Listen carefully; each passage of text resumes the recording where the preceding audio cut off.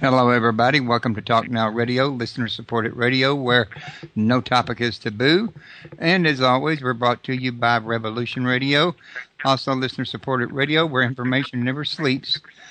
Joining me today is going to be Linnea Lee, and we're going to be talking about a new book she's got coming out this August. And I got the title of it right here. It's, well, I did have it right here. I had to scroll back down to where I had it. Oh, Seekers of the Suppressed and Forbidden. Before we get started, however, I want to remind everybody the call-in number is 347-688-2902. Don't forget that both shows are listener-supported, so your donations help keep us alive and keep the advertisers out. Also, I'm having a little trouble breathing today. I think it's got a lot to do with the rain that's come in and all the pollen kicked up, so I'm probably not going to talk a heck of a whole lot except for when I have the wind to do it. And I'm going to let Linnea carry on a lot of this on her own, which she assures me she's up for. So, Linnea, how you doing today? Doing fine, my good old Southern pal.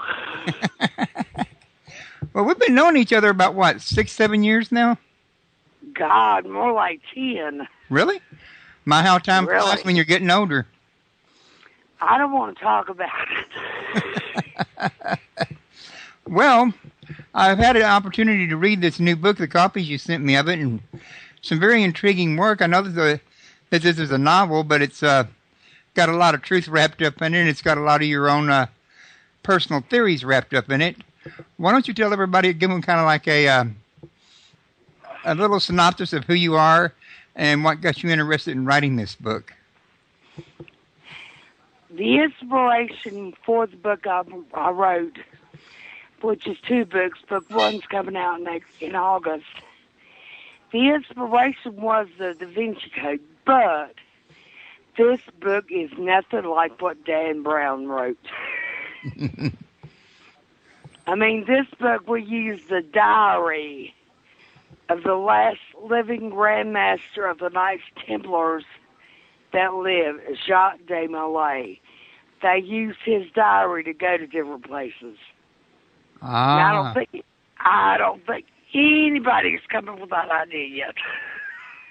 I personally haven't seen it, no. Well, it's in use now.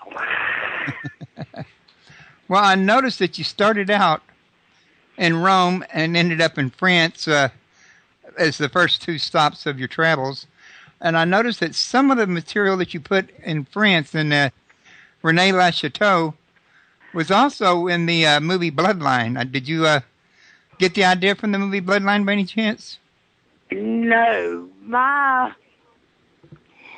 The treasures that were found at René Lachateau really hold religious meaning instead of monetary meaning. So when Berenger Saunier, whatever he found at the turn of the 20th century, who knows? My book is not based on anything like that. Well, there was a guy named Bob, I can't remember his last name, that had actually went hunting around in some of the caves around the church itself, close to it, and Correct. found a cavern that he could only get to with a camera and Correct. a wire cable. And he took pictures of a coffin that was in there, covered with a white, sheet with a red rosy cross on the middle of it. Yeah, it was a Templar's cross, yeah. Yeah, and also they had Yeah, that several- kind of helped me there. several scrolls of, Right. scripture, and I think there was also a treasure chest in there, wasn't there? It wasn't a treasure chest. It was a chest that held personal items like goblets from a wedding and stuff like that. Ancient. Kind of like a diary. Yeah, A dowry, however you pronounce it. a dowry. There you go. So that's what made me wonder if you got that part from there, because I was reading that part and I was like, I did, that's but familiar. the body they found that I used in my book is one that they're going to be surprised. Yeah, I did notice you didn't have the same body they thought they had. Of course, they're not saying who the body is because they don't know themselves. They're just guessing at it at this point. Oh, but the body identity is revealed. You mean in real life, or you mean in your book? The real life identity in my book Ah. is revealed in book 2. Okay, yeah, and I did see that, but I don't think you want to blab that out on the air. That's one of the secrets. Okay. But to me, it just seems plausible. Well, you mentioned a group in there called the ITO that this Justinian, Father Justinian or Bishop Justinian. Right. Is this a real existing group in the Yes, world it today? is. It is real. And it's as old I'm not exactly sure what their function is. It's called the Iscariot Corporation. Judas Iscariot. You know, so I would be willing to bet that they're not exactly, you know, something legitimate. They don't do, works for the good. Let's put it like that. Right. With Iscariot in there, what you going to think of? Betrayal. Judas Iscariot. So you might say they're kind of similar to Dan Brown's Opus Dei? At least in function? No. Well, yes, in a way, but Opus Dei with Dan Brown, their single goal was to get rid of any proof that Jesus and Mary Magdalene were married. That is not what Iscariot organization does. They take on anything that's a threat against the church. That's the difference. So their job is damage control. Pretty much, yes. Okay. Well, there's a lot of damage out there to be controlled, isn't there? As far as they're concerned, to be a fly in the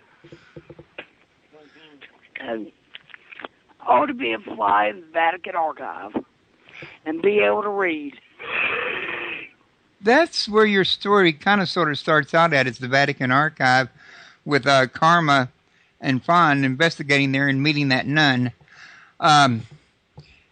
But you didn't mention in the book, a lot of people may not be aware of the fact that the Vatican Library is like some 52 miles long. That's what I've read. No, I didn't. I mean, I've seen different, I've seen different things that, they say that some say it's 5 miles, some say 10, some say 50. So I don't know. Yeah, that would not surprise me. So that 52 mile might just be somebody's guess. But as I understand it, it's a huge archive. Right. Kind of makes you wonder, why are they saving all this material? Why? It all goes back to the Iscariot organization. I think everything that is in that archive is something that could bring down the church. Every piece of paper, every piece of papyrus, every artifact they have is something to do that will bring down the church. You would think that they'd want to get rid of that, wouldn't you? Excuse me, I didn't hear you. I said, wouldn't you think they'd want to get rid of it if it could do that? I mean, in other words... I would imagine so, but, I mean, if people are like over history like I am, they want to save it for future generations. I would. It's a dangerous thing, but I guess they could serve a purpose. I wouldn't be surprised. I really wouldn't. I understand that they only let a select few people in there, and then they can only go to certain areas. Exactly. And in my book, the diary of Jacques de Molay was found by mistake. So, do you think there is such a diary? It wouldn't surprise me in the least. Not at all. Not at all. Well, you would think that the Knights Templar would have had some kind of a record or some kind of a journal. You would think. They probably did. But think about this. Who ordered their demise? Who ordered that they be cleaned out? I believe it was the Pope at the time. Pope Clement, yes. Mm-hmm. And Prince Philip the Fair of France. And it was all because of power and money that has been going on forever and ever and ever and ever. Well, where are some of the places that you don't mind sharing with the listeners that this little band of investigators go to during their investigation? Well, they only go to 3. We start out in Rome. The second place is Rennes-le-Château. And I will give you the final destination, but it's all I can say. The final destination is Africa. Oh, wow. That's a hike. Everybody thinks the Templar treasure is at Oak Island. Whatever is there is been long gone. I'm familiar with Oak Island. I had a guy come on my show once wanted to talk about his investigations there.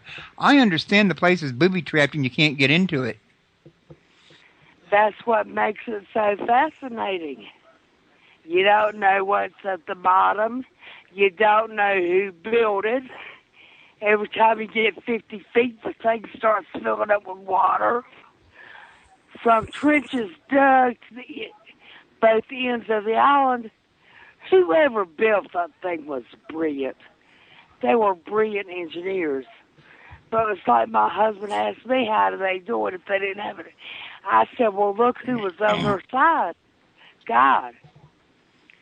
And with God, if it's in his best interest, you can do anything.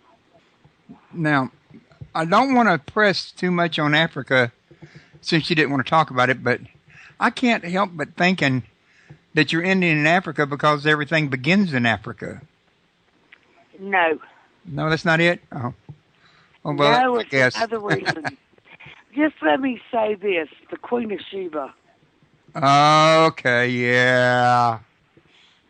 You know, there's a debate out there whether she is Ethiopian or Middle Eastern. The Queen of Sheba was Ethiopian. I believe that with everything in my body. And she was real. Because they just recently found an artifact in Israel, as a matter of fact, that had the name the House of David. First thing they have ever found. But it was there. It was like a receipt for work that was done on something the House of David owned. That's the one and only thing they've ever found. And where was this found at again? Somewhere in Jerusalem. Outside, see what they do. They're doing some kind of work underneath the Dome of the Rock. And, you know, Muslim Authority, you cannot dig under the Dome of the Rock. So what they do, the Israeli archaeologists will get the debris that's thrown away and go through the thrown away debris. That's where they found that Son of David. So they're still under the dome. Well, and they're probably going to find more. I'd imagine they're still working there. Probably so. I mean, they found like artifacts, goblets, coins, little stuff mainly, except that one piece of that tablet. Well, what are they doing there? Are they trying to rebuild the Temple Mount? No, I can tell you how the Temple Mount's going to be rebuilt. It just makes sense. Iran either already has a nuclear weapon or they're going to get a nuclear weapon. They say Israel ought to be wiped off the map. They're going to bomb Jerusalem, and they're going to hit the Dome of the Rock themselves. The Israelis already have an architect on standby to build the third Temple of Solomon, ushering in the end of days. Now that makes sense. You think about it, that makes sense. It's possible. Yeah, it's not implausible. You think it just fits like a piece of a puzzle. It fits. I know I was doing some research a little while back on the internet, and in the 17th century there was a pope called Pope Malachi, who said our last pope would be Pope Peter. Are you ready for what I'm about to tell you? I think so. All right, like most people in Catholicism, when the Pope chooses his name, he will choose 3 or 4 different names. Just like when a Catholic couple has a child, they'll name the child 3 or 4 different names. Well, according to Malachi, it was going to be Pope Peter. Well, Pope Francis Peter something or other, the name's there. He's our last pope, or so it says. That's what Tom Horn is saying. Huh? That's what Tom Horn is saying. Exactly. And I also read that our president will not finish his second term. Well, I mean, November's not far away, and that's when we're going to have the next presidential election, isn't it? It's a year from now. Oh, it's another year. Yeah, not this November, but the next one. There will be president-elect from November of 16, and they become president in January of 17. And I think you might. They say I heard on the news 17 months, so I think I'm right. Is this something you've read online or something that you just believe? Something I've heard on the news. 17 months to the main election, so that'd be about right. Sounds pretty close to me. Yeah. Huh. I was unaware of that. Now, I noticed in this here book what you're trying to do is also reveal a lot of what the church has been up to through the course of time that nobody's proven yet. Am I kind of right about that? Exactly. What are you talking about? Because all my facts about the church are true. All you got to do is look them up. Oh, no, I didn't mean there wasn't true facts. I mean that, there's true facts that prove certain things that have not yet been proven because the facts themselves are not enough to build a whole entire case. Well, like the hearsay on the Inquisitions, the downfall of the Templars, now that is true. There ain't no 2 ways about it. I mean, Yeah, that's the day before the Templars were supposed to be on that Friday the 13th in 1207, that they were rounded up and put into prison. They got a leak. They knew. There was a whole fleet of ships right outside, I believe it was Lorraine, France, in the harbor, and the next morning there were none.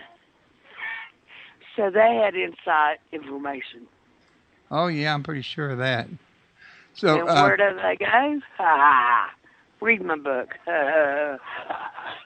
And you'll see where they went.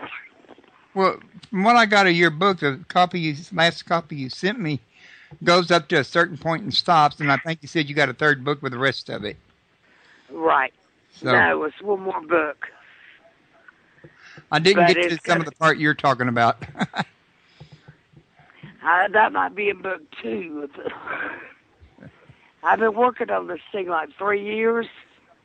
I'm making sure all my I's are dotted and all my T's are crossed.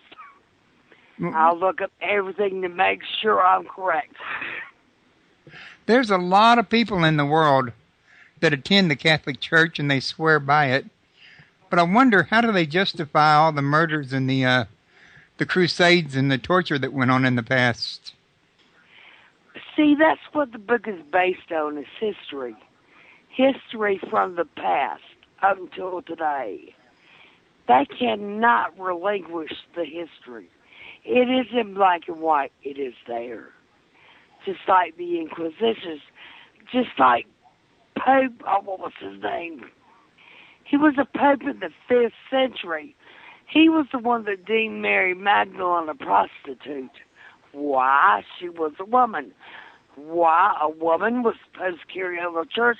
Oh, that'd be threatening men's domination. There you go. Not to mention the fact they couldn't have her being Jesus' wife.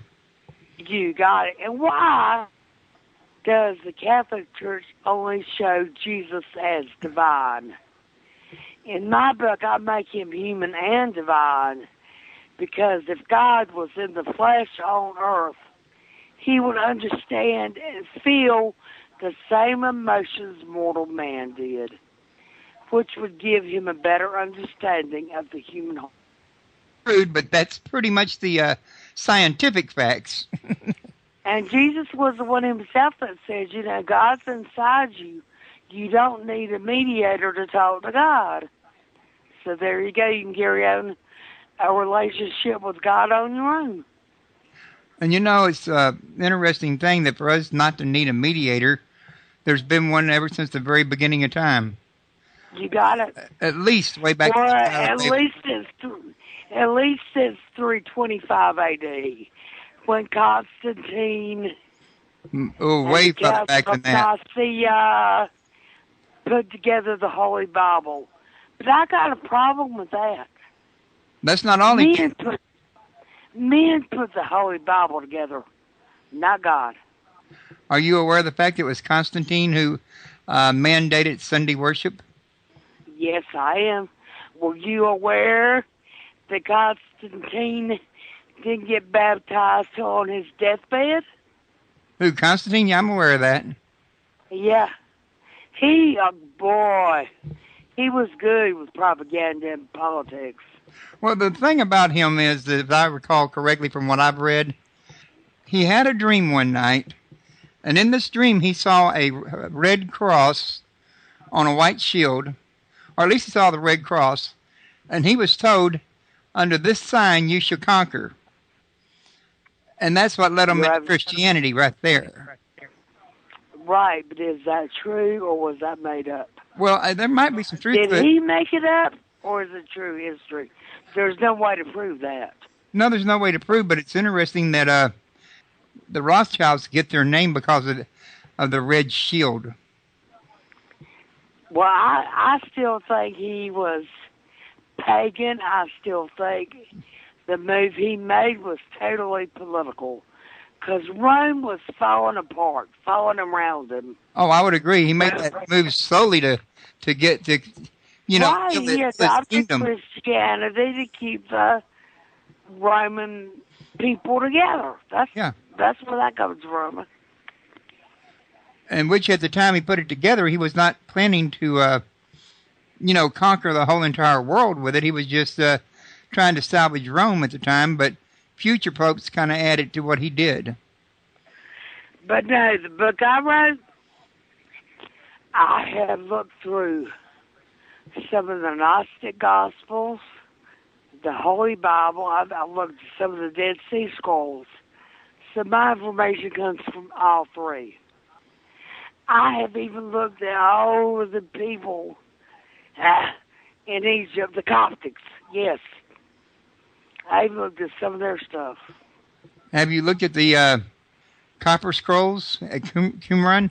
Oh, yeah, the Copper Scrolls, though, speak totally of treasure. The treasure's gone. I still think it exists, but who knows where it is. And if it's under the Temple Mount, we ain't going to get to look under there no time soon, unless around Bob's Israel. Well, we don't know what the Knights Templar didn't remove it when they were there. They removed something. Because the 9 men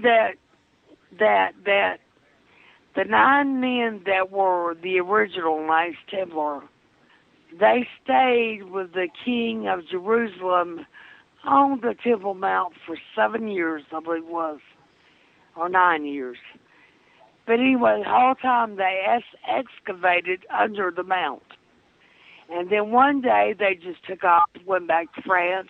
Kind of like Son-Air did. Right, and the next thing you know, they're at the Vatican. Who knows if they blackmailed them, or who knows if the church paid them hush money. But they became unimaginably rich. You have any idea why the Knights Templar chose the same rosy cross that the Vatican chose? No idea. Do you? You would think it'd be different because they were on opposing teams. Right. But it just may be the The red signifies the blood of Christ on the cross. I mean, it could be that simple. You know, there is this issue of the bloodline of Christ and his descendants. Oh, absolutely. Maybe it's a way of everybody knowing that the Knights Templar and the Vatican both had ancestors tied to Jesus. Maybe. Hey, anything's But possible at this point. A descendant of Christ, do I believe? Yes, I do. Do I believe there's one on earth? Yes, I do. You go back 2,000 years in a person's history, there's not going to be very much, kin there, but they can be a descendant. But there is something there that we don't know. Because I am learning so much more than I learned when I was in school or when I went to Sunday school. And so I'm learning so much. Well, maybe it's well, you don't learn none of this in church.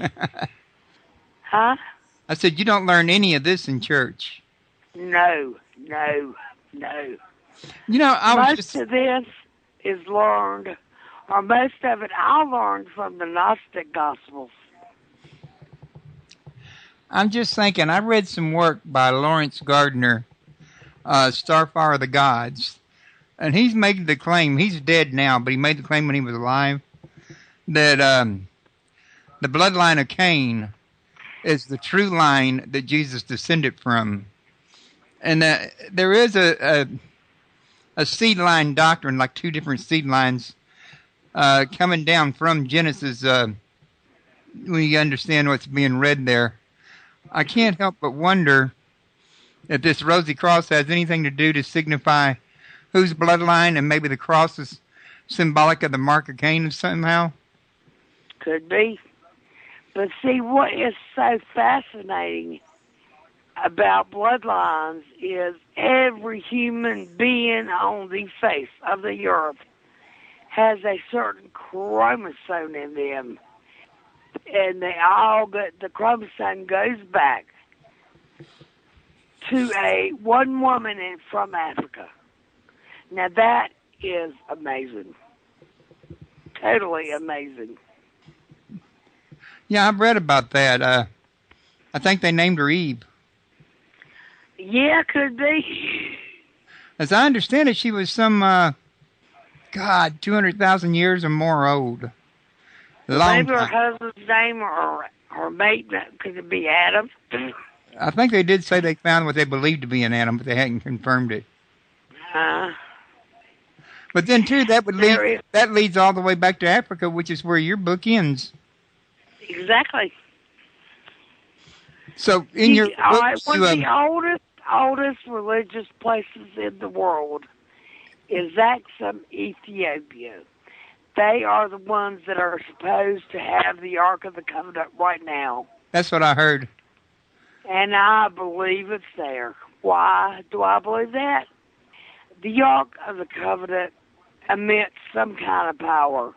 It emits a power so strong that it could kill you.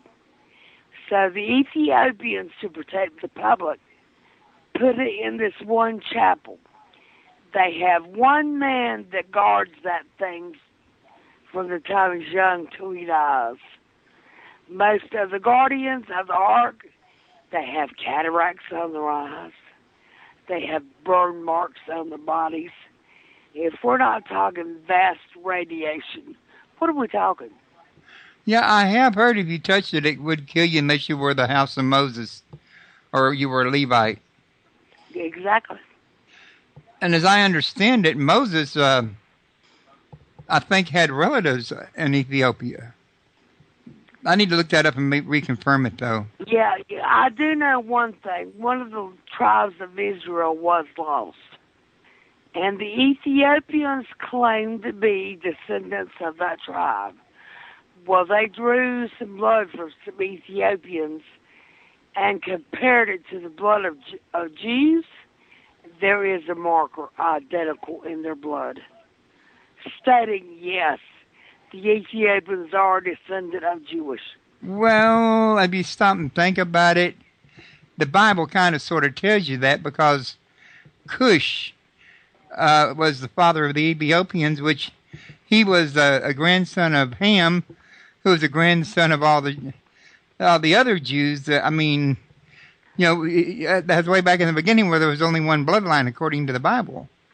Correct. But, according to what I have read about the scientific bloodline, you're right. Christ himself would have been kin to Adam and Eve. Well, everybody would have had to been as far as that goes. Yes, exactly. And then we go with the paranormal. As I have said before, if you are a Christian, you have to believe into the paranormal, because the resurrection was anything but normal. So was a pillar of cloud in day and a pillar of fire at night. Right, and then you've got the Shroud of Turin, the shroud. The image is fading. But there's no paint, there's no nothing. And they tested it again about 2 years ago, and they came up with it has to be authentic. There's no way. The blood on the shroud they had tested is AB negative, the universal blood. That makes sense. Wait a minute, I heard that O negative was the universal blood. AB also. Really? I think maybe you are right. I don't know. Well, no, I just know the blood that is on the shroud is a universal type of, whether it be O, AB. But, that would make sense, because Christ was born for all of us. There we go. I'm just thinking about that. I hadn't thought about it before. The O negative factor, the RH factor, determines whether or not you got any monkey in you or any animal in you, so to speak. My husband must have a lot. Orangutan, okay? In Spain, in a church in Spain, I can't think of what they call this thing, but it's the face cloth they put on Christ. This thing's in Spain, okay? The shroud is in Italy, but the blood on both of them match the same person. Now explain that one to me. I haven't explained everything else yet, really. So I'd never even heard of that face thing until here recently, and boy, I give my arm to see it. Now, also, you were mentioning earlier, I think it was, about Christianity going back to the risen Savior back to 365 A.D. when they made the Bible. But that particular kind of religion actually goes all the way back to the Tower of Babel, was the religion that Nimrod started. Right. Tammuz was supposed to be the first virgin birth. That's what I've been reading. That's the way I understand it. Well, each culture has their own thing, And I'm not going to argue with any of it because I don't know nothing what's true. And neither does anybody else. That's the one true thing you do know. I mean, there's got to be something to it, Royce, because think about all the religions that have came and gone, that have died and lived. This one religion that had one man and his 12 disciples bombarded the planet. I mean, it's unusual, very unusual. I'm going to go back and do some research after you and me get off the air. But I was just thinking about the cross again, because I'm betting if I searched it, if I Googled it, I'm going to find out that cross is always associated with conquest. Would make sense. That's what the Germans used it for. That's like Hitler and that's like Hitler and the Spear of Destiny. He had that in his possession at one time. I know that the cross goes all the way back to Egypt, way back in the beginning. Right. But now, if you think about the spear of destiny, you will know whoever holds it wins everything that they do. yeah, wins every war they get into. 4 days before the fall of Berlin, the Americans found that. When they took possession of it, 4 days later, Hitler supposedly committed suicide. Well, 4 days later, Berlin fell. Yeah, I was given to understand at one time Hitler had it. Yeah, he did. I have a book here called The Holy Lance by Jerry E. Smith before he passed away that I read and did an interview with him on, and he was saying that Hitler had it. Hitler did have it. Amongst other people. Hitler and Heinrich Himmler, they scoured the world over for religious artifacts. Now, does your And book the talk reason- any about artifacts at all by any chance, any of them? What do you think? Yes, it does. I mean, the artifacts are a very important part of it. Well, let me say this. The treasure of the Templars is not silver or gold. And that's all I'm saying. Well, they did have riches too, you know. Yeah, they did, but my Templars have no use. Well, they were rich, yes, but when you get down to it, they wasn't really that crazy over gold and silver. What they find in my treasure was the most important to them. Heck, I'll just go ahead and say it, that religious artifacts. I'm not saying what artifacts or how many, but they find religious artifacts. Or they found religious artifacts. Kind of like the piece of the cross that Jesus hung on and the nail that drove in his hand. I've Yes. heard those two have been floating around. There is only one example of Roman crucifixion right now. And they've got a heel bone of a Jewish man with a nail going through it. That's it. Out of all the crucifixions, that's all they have. Why? Because nails were of great value. They pull them out and reuse them, except for that one. That fascinated me too. Woo. I don't even remember reading about that one. Yeah, as much, crucifying as Rome did, you would think there'd be 1,000 of them. There's one. Well, And some archaeologists has it in Jerusalem. this one gets away from your book a little bit, but I'm just curious what you're going to say. What about the fact that most of your Bibles, your Gospels, Matthew, Mark, and Luke, were not written until roughly 200 years after Christ died? You got any take on that? Yeah, I do. It is called copying and saving. Maybe they had scrolls from an earlier time. The scrolls were starting to wear and tear, and they copied down the scriptures on other scrolls. Could be possible. That's like in the Gnostic Gospels, the book of Mary Magdalene. It has been dated to 2 A.D. Which is, 2nd century. yeah, a lot more recent than Matthew, Mark, and Luke. A lot Yes, older. like the Gospel of Judas himself. Dates way back. But yet these newer books get more credibility than the older ones. Well, I'm going to tell you what, I don't think Judas was a betrayer. That's what they were I saying think- recently. I think Judas did what he was asked to do because he and Jesus had a special kind of relationship.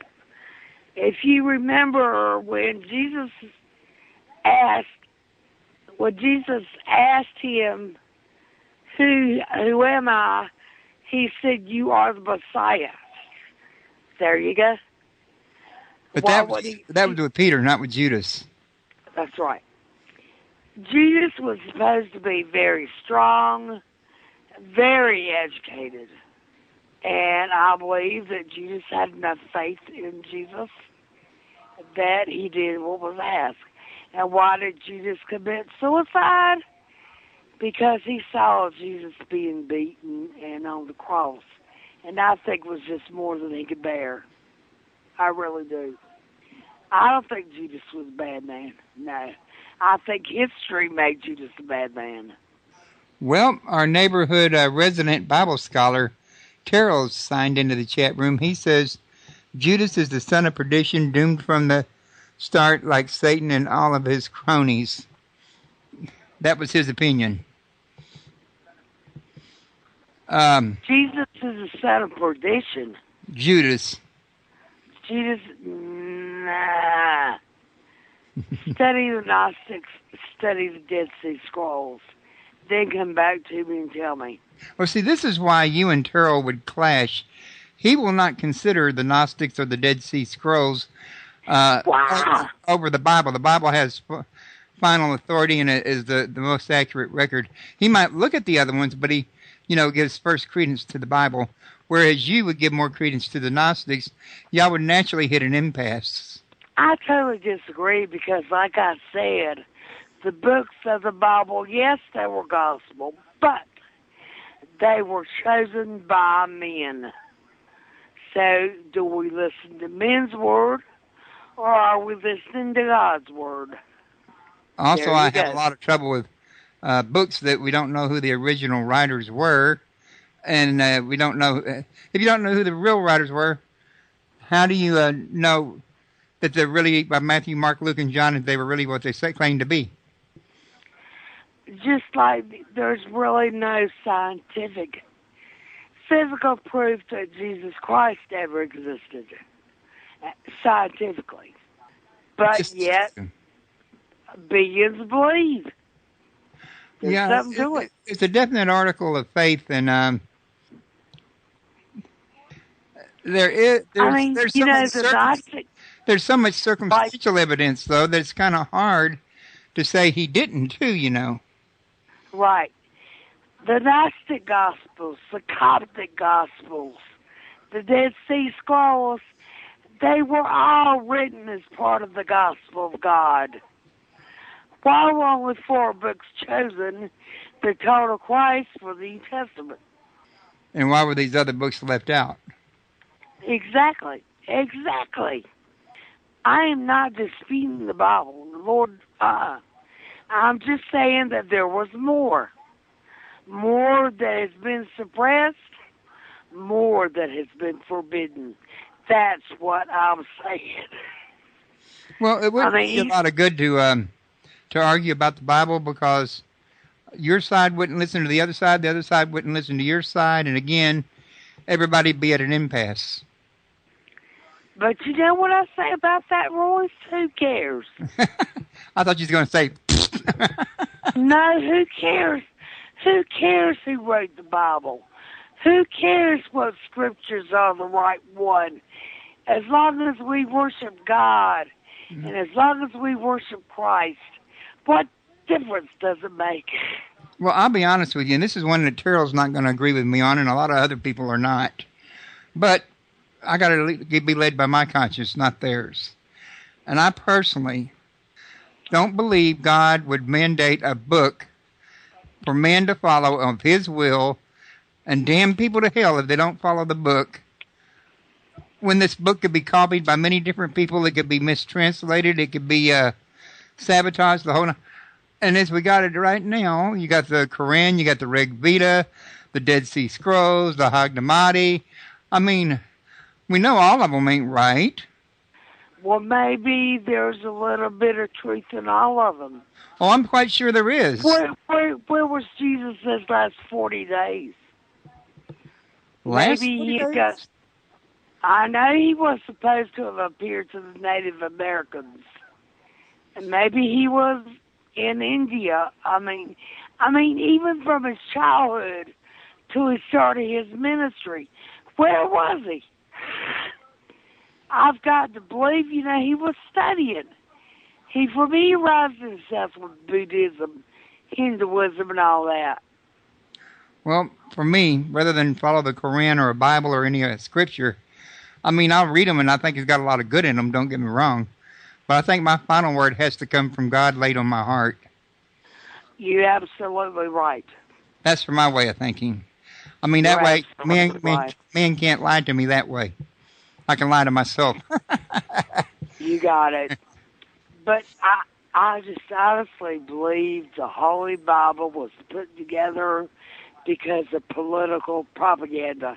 That's how I believe. I'm sorry. Or at least it was at least it was modified to match the propaganda, one of the two.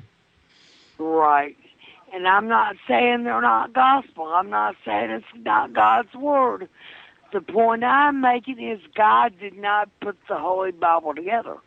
Men put the Holy Bible together. That's the point I'm trying to make. Yes, it is the Word of God, but it was put together by men. That's my point. One reason that I wrote this book is because I honestly believe we are at the door of the end of days. And people are thirsty, they're hungry, they want the truth.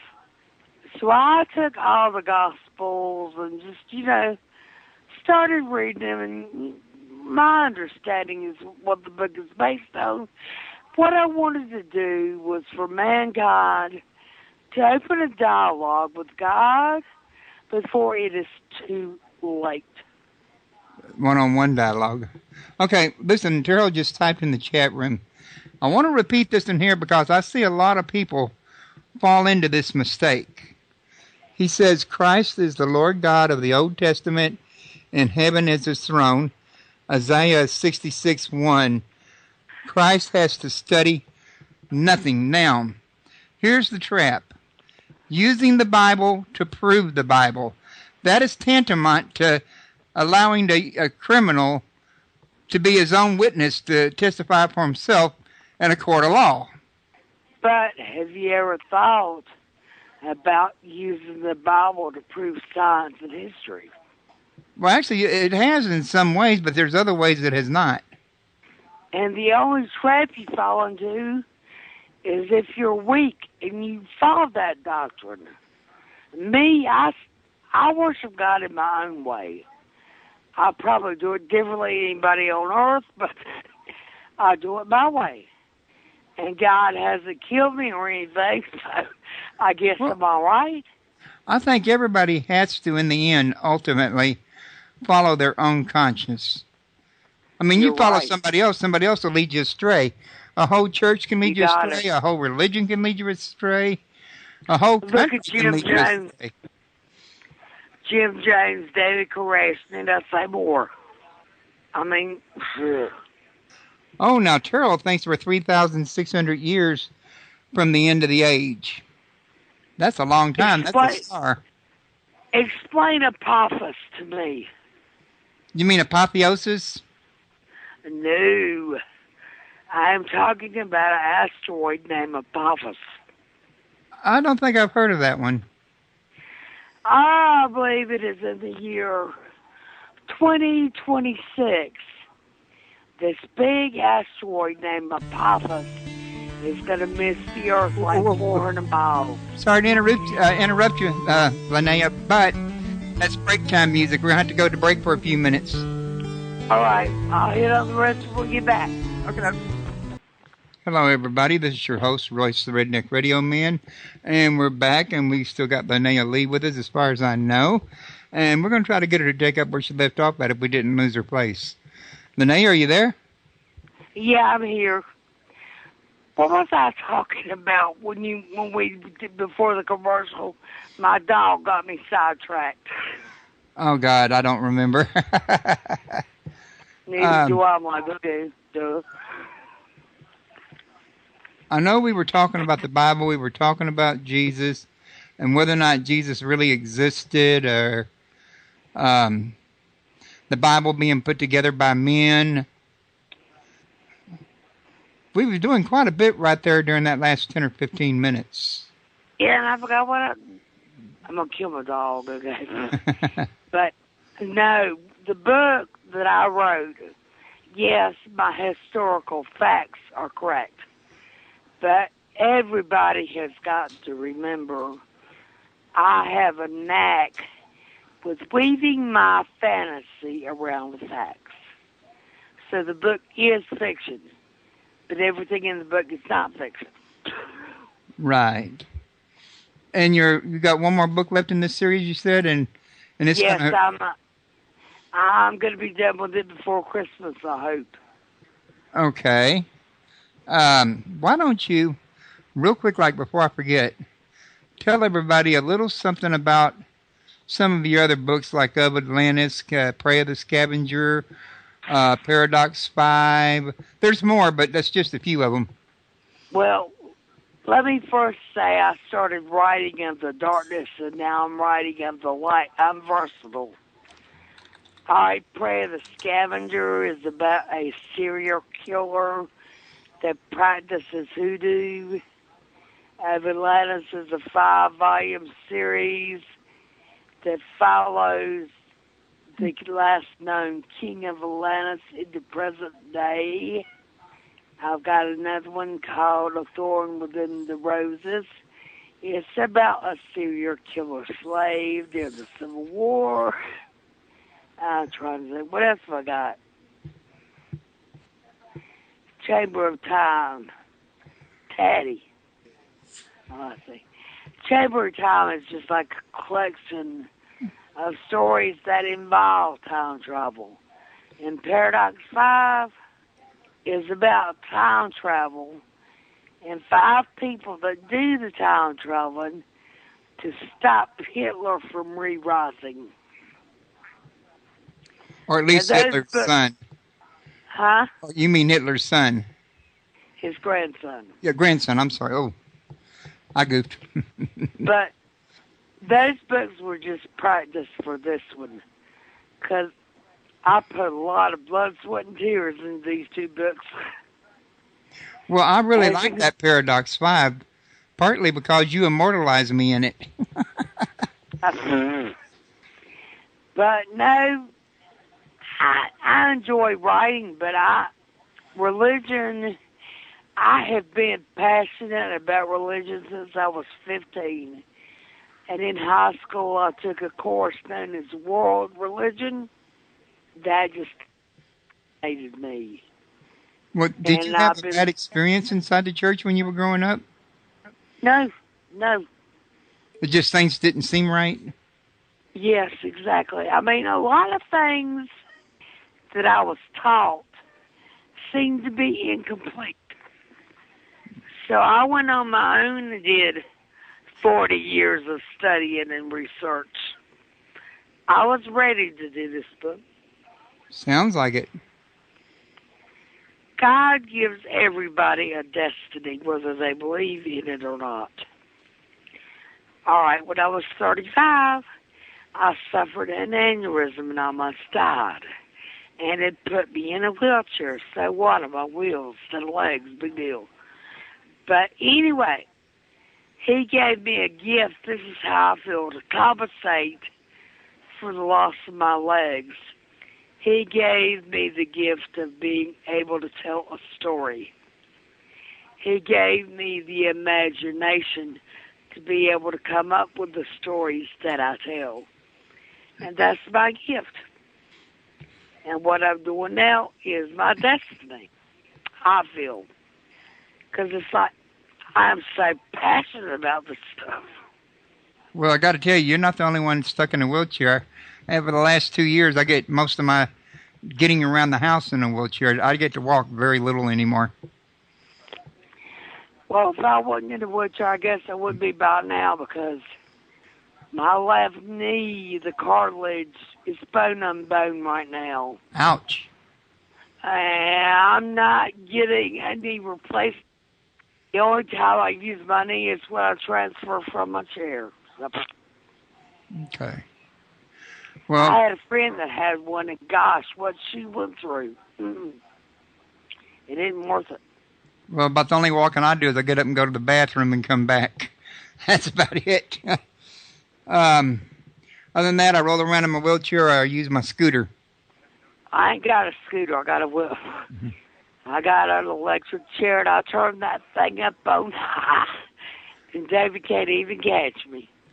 I got to tell you, mine is really quick, too. About 3 to 4 times faster than the ones you see in the grocery store. And I drive it left-handed. That's what I do. Are you left-handed? Ever since I was born, not a minute before. I write and do everything with my right hand, but I drive my chair when I used to play softball, batting, bowling, putt-putt, I do with my left. I do about near everything I can think of with my left hand. In fact, my right hand is partially paralyzed from where I put it through a car window almost 20 years ago. What'd you do, sever nerve? All the nerves, tendons, the ligaments, the whole 9 yards. How many stitches? Oh, God, I don't even know for sure. There was a bunch of them. I can imagine. Yeah, I lost 20% use of that hand, and it's, they don't have no fine motor skill in it. I do all my typing with my left hand. I do it with my right hand. But I've had people that told me... I type myself. When I've told people in Skype or Yahoo or a chat room that I type with one hand, most of them say you can't tell. Well, right now I can type like 35 words a minute with the right hand. I don't know how many words I'm doing. My aneurysm affected my left side a little bit. I cannot, play the piano like I used to.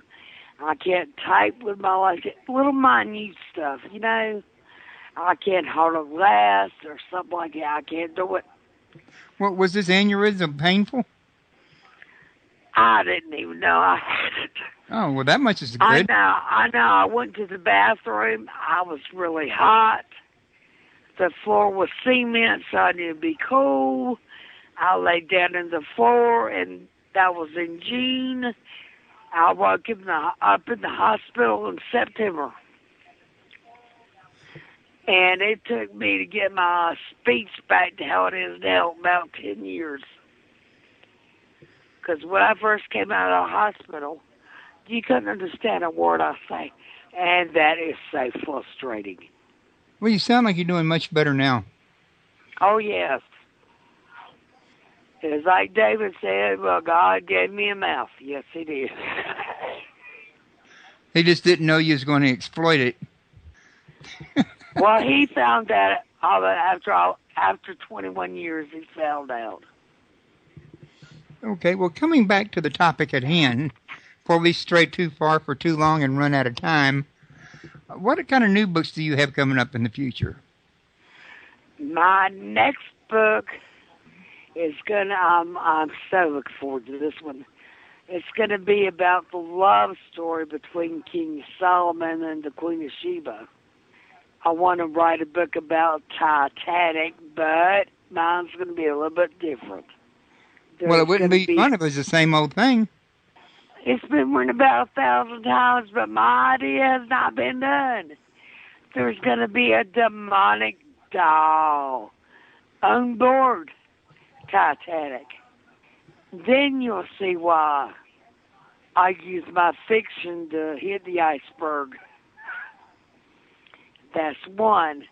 Another one I've got planned is simply called Lorelei.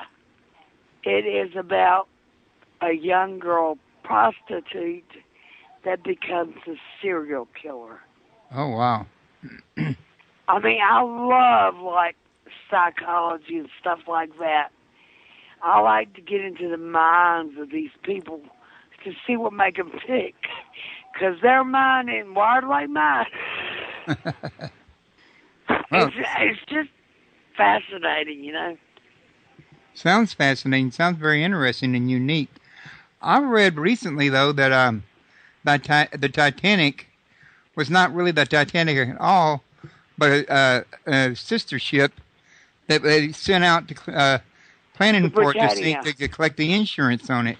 The Britannia. Wrong, Yeah. wrong. Oh, that's wrong? That is wrong, dead wrong. How so? Because Britannia, at the time the Titanic went down, she was on another voyage to, I think it was to Asia at the time. So it couldn't have been the Britannica. What if they were sending the Titanic with Britannia's nameplate on it and vice versa? It still happened. Well, yeah, but that way they would have still sent the Britannia. But how could they do that when they had the travel manifest? Well, I guess they could. Just swap them out. With the travel, you're right. Now, I'm not saying that did happen. What I am saying is, for me, it's interesting food for thought. Exactly. But I believe Titanic was Titanic. No doubt in my mind. I was also given to understand it had some very important people on it. Oh, it did. Like People that were involved in people that were involved in Jekyll Island, for example. Oh, and I know J.J. Astor. Astor, that was him, yeah. The richest man in America. William Strauss, he owned was it Woolworths? I think that he owned, there were a lot of rich ones on that. Yeah, and Astor, he's supposed to be one of the 13 Illuminati bloodlines. That would figure. And do I believe in the Illuminati? Yes, I do. And you didn't mention them anywhere. You've got to think back. He was also in the Illuminati. Oh, what is his name? The guy that did Gravity. Sir Isaac Newton. He was supposed to be an Illuminati. And I believe he was. The man was brilliant. I mean, you don't think he was put down by the church? We are talking gravity. A science, a proven science. You don't think that would have had a play on the church? Oh, yeah. I read that Adam Weishaupt founded the Bavarian Illuminati in the year 1776, which also just happens to be... No, he formed the Jesuits, or somebody did. No, he didn't. The Jesuits already formed. He formed the Illuminati with the same year that America was founded. But you've got to remember also, the founding fathers, the majority of them were Masons. Well, I heard they were deists. You know what's so fascinating about the Masons? They are the offshoot of the Knights Templar. That's what I've read. They know that? At least they are. Oh, I would love to go to a Masonic meeting just one time. I actually happen to have a lot of Mason friends. They're secretive, I'll give them that much.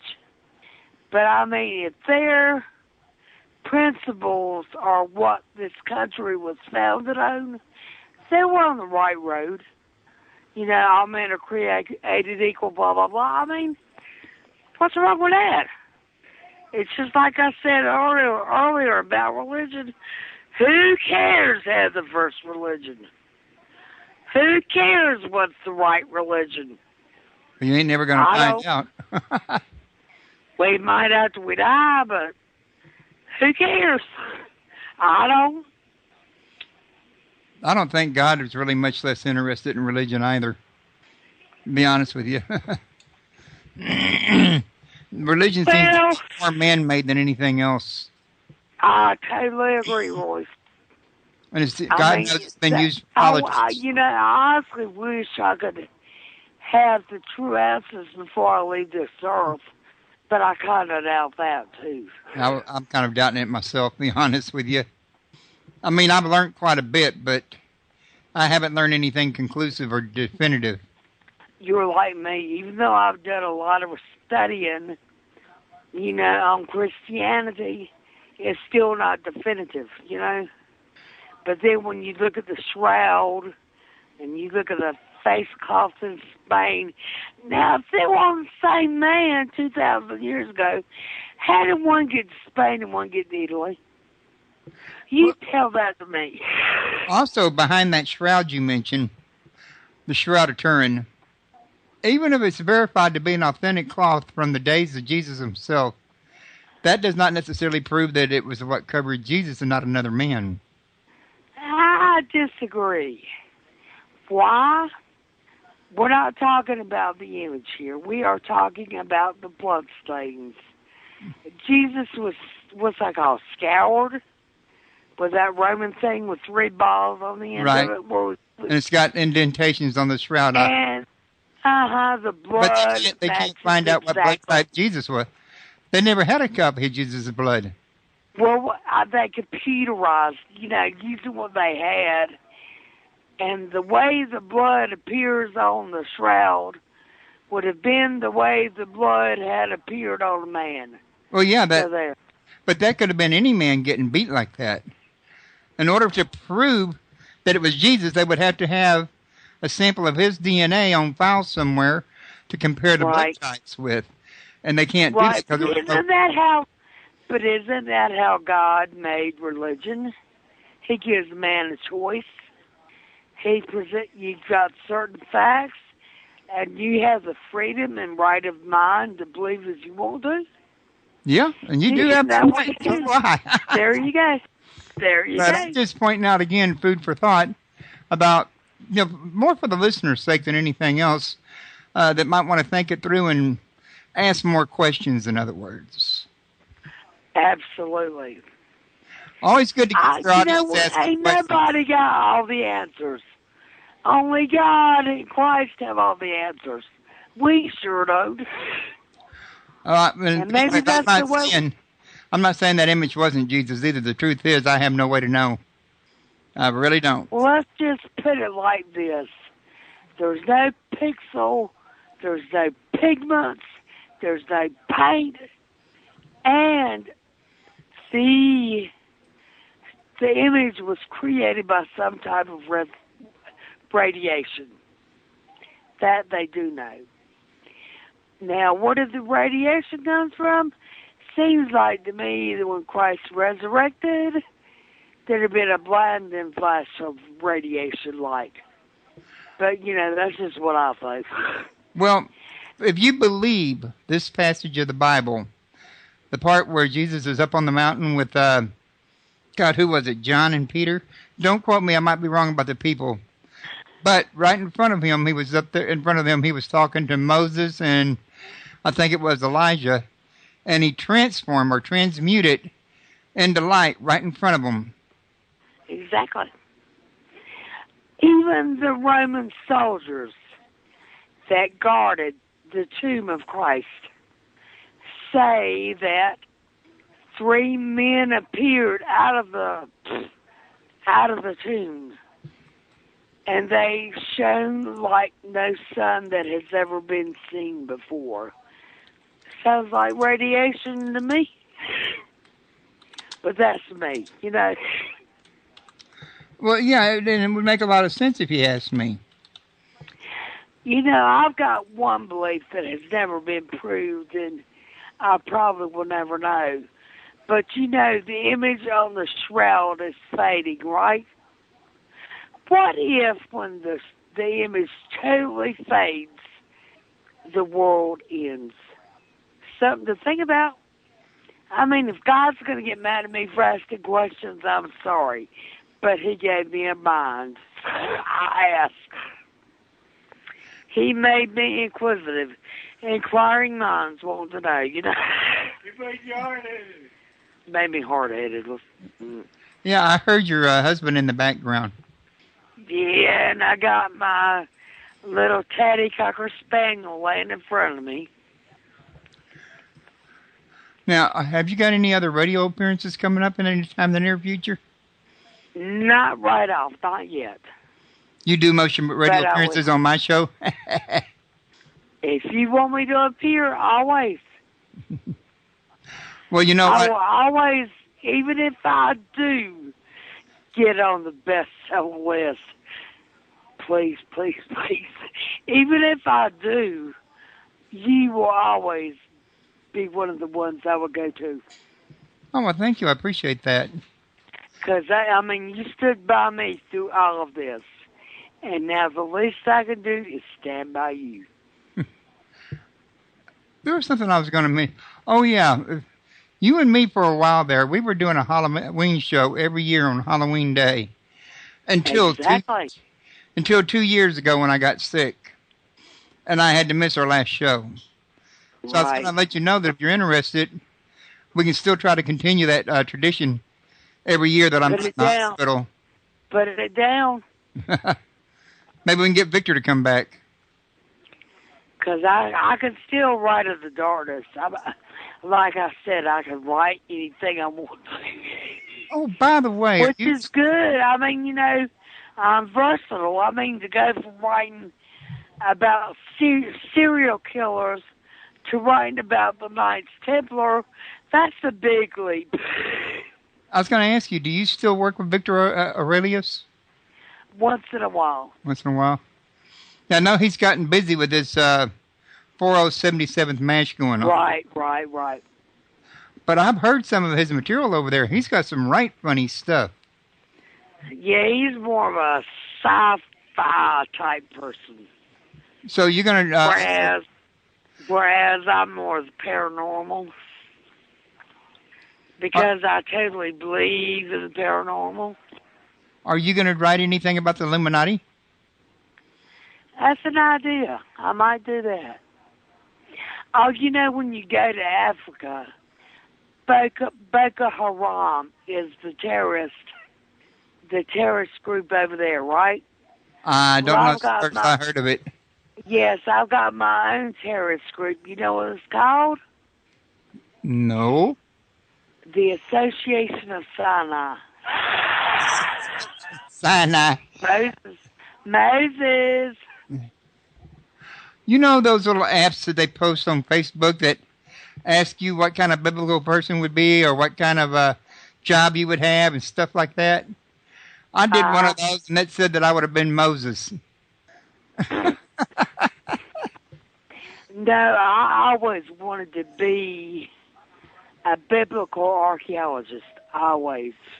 So what's stopping you? I'm doing it now through my book. Karma Daniels, she's a biblical archaeologist and historian. So I'm living it through her. I was about to say, why don't you pack up your bags and go to Egypt and live there for a while? Medical reasons. Sounds like you heard what I said.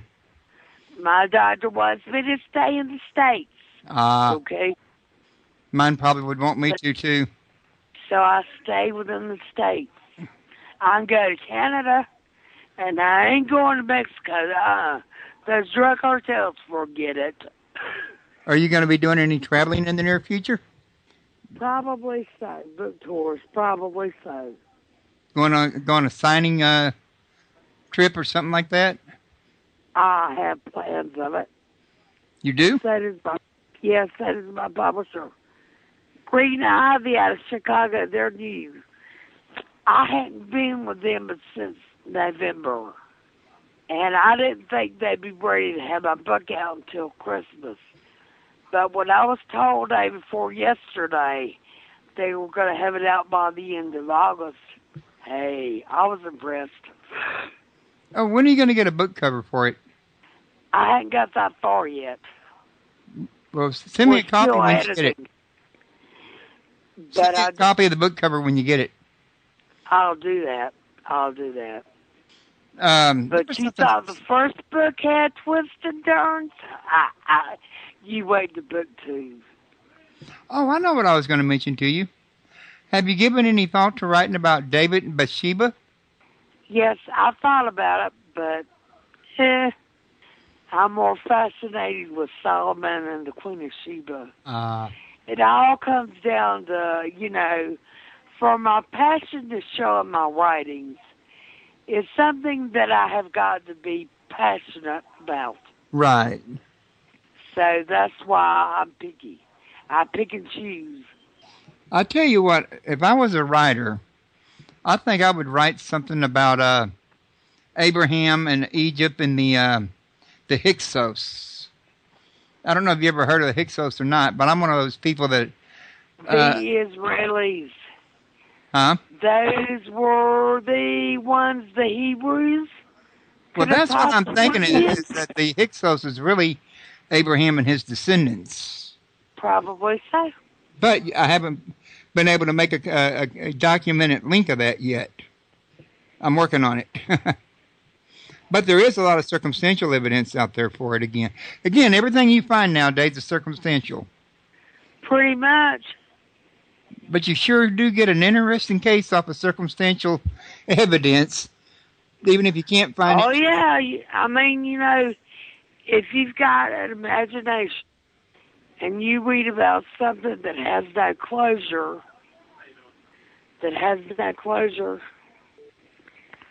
then your mind's open. I can think of 1,000 things. Also, people out there listening, I haven't heard any callers or any questions in the chat room, just a few comments. The call-in number is 347-688-2902. If you got any questions for me, for the guest, or comments, or you got something you want to share, give us a call or type it right there in the chat room. I always want to give them a chance because we got like 30 minutes left. And while I'm thinking about it so I don't forget later, is there anything you want to talk about that I haven't got a chance to ask you about? What? Anything. I don't know. I've tried to ask you about as much as I could think of, but I want to make sure I don't miss anything. Is there anything you want to tell my listeners about that we haven't had a chance to tell them? Not that I can think of. I'm on the book 2 right now. Okay. I haven't seen your husband in the chat room. Is he in there chatting like usual? Oh, yeah, he is. He's more interested in listening. He's listening to what... What username? He's here. What username is he using? Trimjar? What ALE he be under me? Do what now? He would be under the name Lanale. Oh, well, I don't see that in there. He must not be tapping at all. No, he's listening. Well, he must really be interested to be listening so close. Okay. What do you want, Teddy? Going back to we've talked about your past books. We've talked about your future books. We've talked about the books that we're talking about today. Now, the book we're talking about today, we didn't tell them, has a first part, right? What first part? Wasn't there a first part to this book, if I remember correctly, you sent me that I read? Or was it the first half? Oh, I know. I combined book 1 and book 2 together. Oh, you put them together. Oh, okay. That explains why it started at that point. Okay, so there's no... and this is going to have how many books total in the series again? 2. Just 2. So this next one that comes out will be the last one. Just 2. I know book 1 I had something like 65,000 words. That's a lot. Book 2's going to be a lot more than that. Well, I know this book had quite a few words in it and covered quite a bit of things. And that was the first I'd ever heard of that organization, so that kind of took me by surprise. Have you ever heard of Alabala in Africa? No, I haven't. Is it a place? 1,000 years ago, 11 churches were built rock-hewn in the rock, shaped like a cross. All 11 churches. And they're still there. You know, I've read that the earliest cross originated in Egypt, and it was called Probably so. Pretty much. And from what I've read, all the shepherd kings had used a cross as part of their iconography. Who did? All the fisher kings. Yeah. Like Tammuz, right. Jesus, who were some of the others? Mithra, Zoroaster, Horus, I think, was another. Now, Horus, well, you know he's a god, don't you? Right. Egyptian. Actually, him and his dad were both gods in Atlantis and in Egypt. Oh, really? So Osiris was in Atlantis? Yeah, on the King's List, Manetho's King's List, I think it showed it. You can talk to me about Egyptology all you want. I'm fascinated. I'm surprised you don't look into it more. I need to do some date checking because I do know New Kingdom Pharaoh Akhenaten. He was the one that introduced monotheism to Egypt. He was King Tut's follower. And then you think about Moses and monotheism, and it will make you think if there was some connection, or at least I do. I believe it was a psychiatrist that was famous in his day. Thought they were the same person. Sigmund Freud is who I'm thinking of.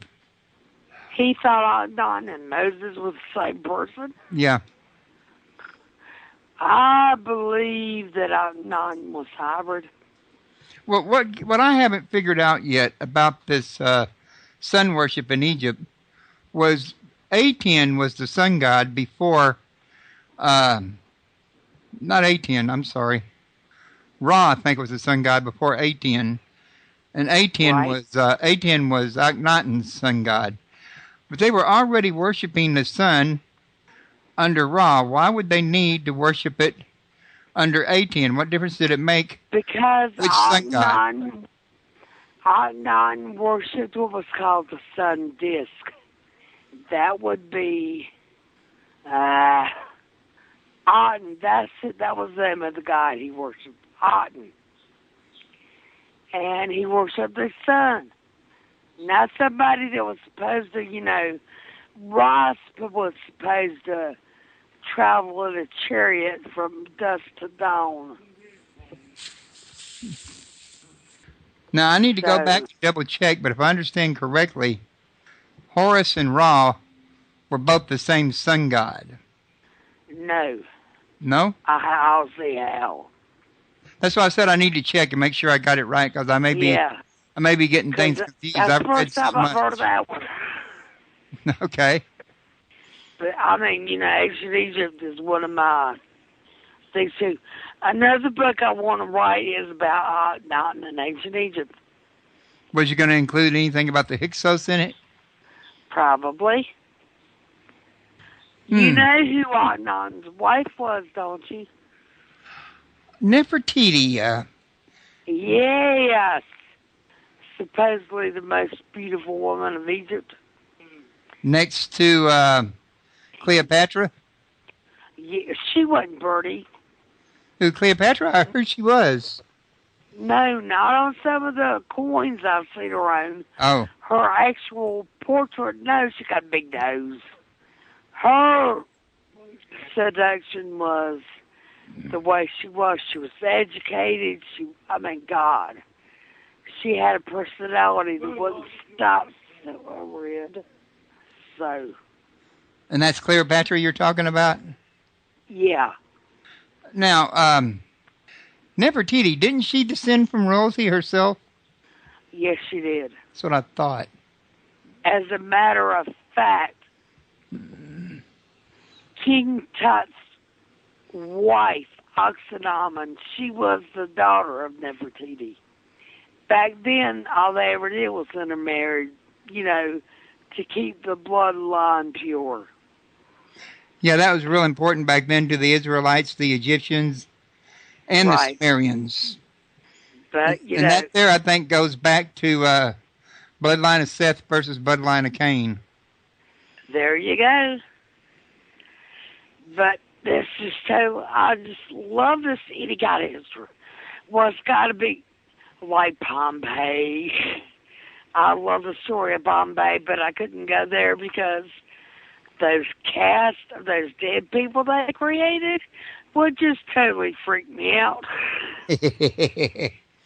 Heck, I'd be crying by the time I left. Them poor people, they didn't even know, they had no idea what hit them. Nah, the poor people today don't have any idea what's going on in the church. I've come to think about that church an awful lot.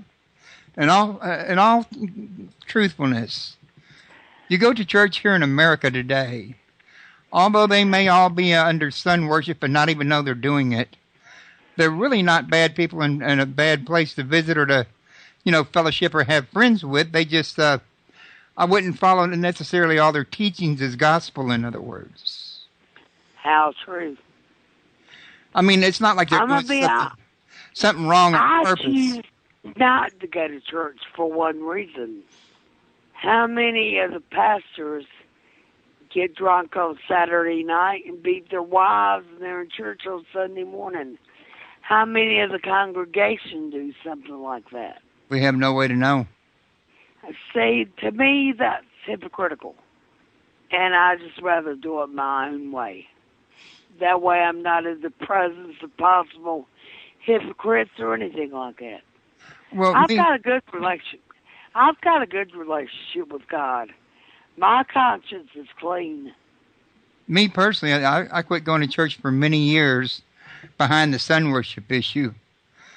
But in recent times, since my wife has to be my caregiver now, and I can't be left alone, it's either I go to church with her or she has to find me a babysitter, and that sometimes interferes with my son's, life because he goes out with friends and, stuff like that. So for both of their sakes, I just go to church and make it easier on them. That's understandable. At least that way my wife don't miss church. I wouldn't want her to miss because of me. That's like David, he lost total function of his kidneys. He's on dialysis now, and ouch. I won't leave him by himself. Behind the, I'll find a babysitter. What, did something go wrong with him suddenly? Yeah, I just know when his kidneys failed, he got sick. He can still urinate, but his kidneys can't filter his blood.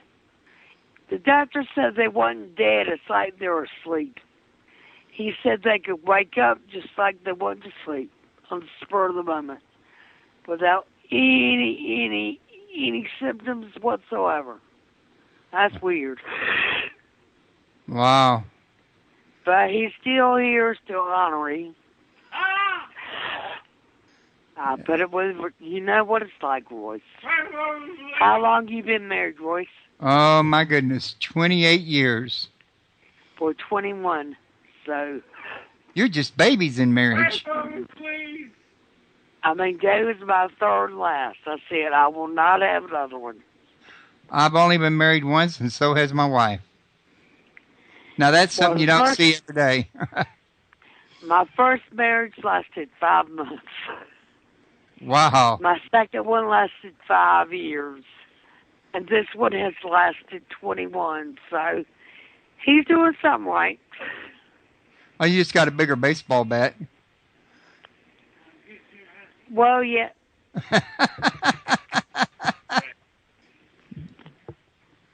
So how come mop. That makes a good weapon, too, a mop. Does David help you write your books? He gives me ideas. He gives you ideas. Well, that's good. See, I'm the one that has the gift of words. He couldn't word it like I do. He couldn't do that. But yes, he gives me ideas, which ideas are always welcome. Because there are. What was that you said about the book? There's so many twists and turns. But it keeps it interesting. You don't get bored. Well, me and my wife, we're kind of like you and him. I got the gift of talking, only I don't write books. I talk on the radio. And my wife has the gift of writing. So she does all the writing for the family, and I do all the reading and the talking. I try not to read a book unless I have to. I write. She reads her own reading. like mail and stuff, business correspondence, business letters, that sort of thing. Right. She reads books, but she likes to read a lot of novels. Has she read this one yet? No, because I didn't get your permission to send her a copy. Well, send her a copy. Tell her to tell me what she thinks. When authors share books with me, I don't share them with nobody else without their permission. Well, you've got my permission to always share them with Carol. Always. Okay. Because we're not exactly the best of friends yet, but we're friends. You and me ain't the best of friends as long as we've known each other? I hope so. Oh, you mean you and my wife? Right. Oh, I got you. I was about to say, we've known each other an awful long time. And I just started knowing Carol about 2 years. Yeah, and you also, when I met you, your publisher was Donna Inc., but you don't use her anymore, right? No, I fired them. I think I still know some people that still use them, but as I understand, there was a big falling out between you and her. Yeah, because I was right, and the falling out was she wasn't doing nothing. A publisher, you send them a book, they have got 210 days to publish that book from the day they get it. It took her a year and 2 months to publish Paradox 5. And I mean, that's how she did. She published the book, big deal. And, you know, I tried to market the best way I knew how, but I'm not a marketer. Right. But it's my not your publisher forte. now, the first place that they market to is my book will be sent to 39,000 bookstores to start. Oh, yeah. Why is it you never write about ghosts or UFOs or anything like that? I'm right about ghosts. You do? I have. Well, no, I wrote about serial killers.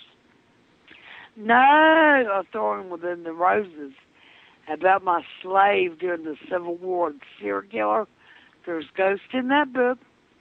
I mean like a book whose main theme is ghosts. I guess I could if I wanted to, but I'm just so obsessed with getting out the things I'm interested in first. That sounds like a lot like me. I'll write to the day I die. Because I don't look at it as work. I look at it as a passion. Because I love to do it. Well, I've noticed you do really throw yourself into your work. And I'll be honest with you, from all the books of yours that I have read, the two that I thought were the very best was Of Atlantis and Paradox 5. Now, they were all good books. Those were the two best, I thought. Didn't you? Paradox 5 is sci-fi. Yeah, I know it is. It's time travel. Right. I know it is. So I guess that's why you liked it, huh? Well, not that partly, but other things as well. I mean, you get people to thinking about, we don't know anything about Hitler. We don't know what kind of family he did or didn't have. We don't know if he had any offspring. But it just gets you thinking of things you don't think of every day, in other words. Right. Much less him just grabbing hold of somebody on a ship and saying, let's do it. Exactly. Kind of like what he did. Yeah, that was kind of a little on the crude side, but effective. Kind of like what I did in my book. And Of Atlantis, that also dealt with a lot of time travel. Yep. Well, you know, the two books of yours I like the best both had time travel. Maybe I'm right. It figures. But that's why I look, you know, I'm versatile. I can do what I want to. But actually, Of Atlantis also dealt with immortality. Correct. Which explains why it had time travel in it, of course. Right. But it was a very good story plot in it. Very good story plot. Did you read them all? All except for Prey of the Scavenger. And I've been trying to read that one. But every time I turn around... Did you know that right now, after all those hospital stays, I'm 53 books behind on my reading? Not to mention guests to the show. Yeah. Way behind. I'm going to be a while catching up. Because when you're in that hospital, you may try to read, but you end up drifting off to sleep or getting interrupted for a breathing treatment or sent down to X-ray or the meal comes or whatever, you know. I know. I was in there for 7 months after my aneurysm. I know. Well, I want to throw a big party because today makes the first time in 2 years, I think it is, that I've went 3 weeks without going back into the hospital. You done good. What seems to make the difference is we got us one of those air purifiers and set it up in here by my computer. You ever thought about putting GS Central Air? No, I wish we did. I sort of say you get a HEPA filter and put on that. Actually, That'll this house change was a lot. built back in 1945 before there were any central air conditioners. It's got window units. And the window units have what you call clean air filters on them. I've got central air and a window unit. Well, toward the end here, we drifted kind of off subject a little bit because we ran out of stuff to say. However, having said that, I'm showing we got like roughly 3 to 5 minutes left. If there's any last minute thoughts you want to give before you still got the chance. If anybody wants to look me up, go to Green Ivy Books and look under authors right now. Because my website is getting done and it's in progress. Are you by any chance a member of Goodreads? No. Okay. Well, I know you're a member of Facebook. People can look you up there too, right? Right. And I'm on Twitter. But nobody better call you a twit. Right. You know why I don't like Twitter? Why? You got to write a message and not go over 128 characters. That isn't easy. Oh, man, that'd be a pain in the butt if you ask me. Oh, it is. I mean, you know, I'm learning, like, for you, to put the letter U for R instead of A-R-E, put R. I'm learning. But no, everybody look me up on Green Ivy. Well, I do know that I don't type as much as most people because of my hand, but I'm a copy-paste king, and you can sure paste more than 120 characters each time you copy. How true, how true. The only thing I don't like about Twitter is I've got to personally write the message, and that is hard to do with 128 characters. Really? They don't let you use copy-paste? I don't think, no. Wow. Okay. I don't think I've never tried it at 128 characters. And what'd you I say? don't think I've ever written 128 characters of anything except on Twitter. What'd you say the name of this next book is going to be? Seekers of the Suppressed and Forbidden. Oh, it's going to be the same name as this one. Right. Oh, okay. I thought you was going to have a separate book with a separate name. No, you've got book 1, and it's going to be book 2. Okay. Oh, another thing I was reading about in your book that caught my attention was you had that little closet mentioned that's in the back there that's buried under the rubble that not everybody mentions. What? The passageway in the back, the closet door that's blocked off by rocks.